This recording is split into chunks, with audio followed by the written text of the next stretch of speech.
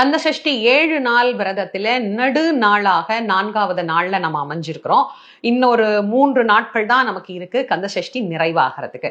வழக்கம் போல காலையும் மாலையும் ஷட்கோண தீபம் ஏற்றி வழிபாடு பண்ண நாம ஆரம்பிக்கலாம். 4வது நாள் அப்படிங்கிற எழுத்துல நாம தீபம் வைக்கணும். தீபம் வச்சு முருகப்பெருமானுக்கு நைவேத்தியமாக என்ன எளிமையா உங்களால வைக்க முடியுதோ அதை வைங்க. முருகப்பெருமான மகிழ்ச்சியா அன்பா இந்த கந்த சஷ்டி விரதத்தை அப்படியே தொடர்பவர்கள் தொடர்ந்து கொண்டே வரலாம். சரி, இன்றைக்கு ஆண் பெண் என்கின்ற பேதமே இல்லாது எல்லாருக்கும் ஒரு வேலை அப்படிங்கிறது கண்டிப்பா தேடிக்கொண்டு இருக்கிற ஒரு விஷயமா மாறி போச்சு. ஆனா எங்களுக்கு வேலை கிடைக்க மாட்டேங்குதுமா, நாங்க எவ்வளவோ முயற்சி செய்யறோம், ஒரு அரசாங்க வேலைக்கு போகணும்னு எத்தனையோ பரீட்சை எழுதுறோம், ஆனா அதுல எங்களால பாஸ் பண்ண முடியல. நான் ஒரு நல்ல கம்பெனில வேலைக்கு போகணும் அப்படின்னு ஒரு நோக்கத்தோட முயற்சி செய்து நான் அந்த கம்பெனிக்கு போகணும்னு ஆசைப்பட்டேன், என்னால அந்த வேலைக்கு போக முடியல.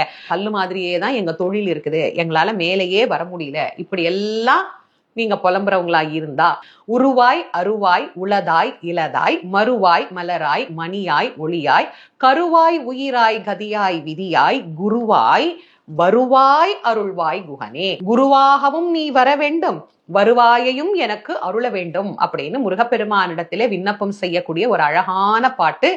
தானம், தேங்காய் தானம் ரொம்ப ரொம்ப விசேஷமானது. ரொம்ப கஷ்டத்துல இருக்கோம் அப்படிங்கிறவங்களுக்கு தேங்காய் சாதத்தை கொண்டு போய் ஒரு 2 பேத்துக்கு சாப்பிட கொடுங்க, போதுமானது. அந்த வேலை நீ வச்சுக்கோ முருகா, எனக்கு ஒரு நல்ல வேலையை கொடுப்பா அப்படின்னு அவன்கிட்ட கெஞ்சி, அவனிடத்திலே கதறி, அவனிடத்துல கண்ணீர் விட்டு அன்பா நாம கேட்டோம்னா நிச்சயமாக முருகப்பெருமான் ஒரு நல்ல வேலையை அமைச்சு தருவார்.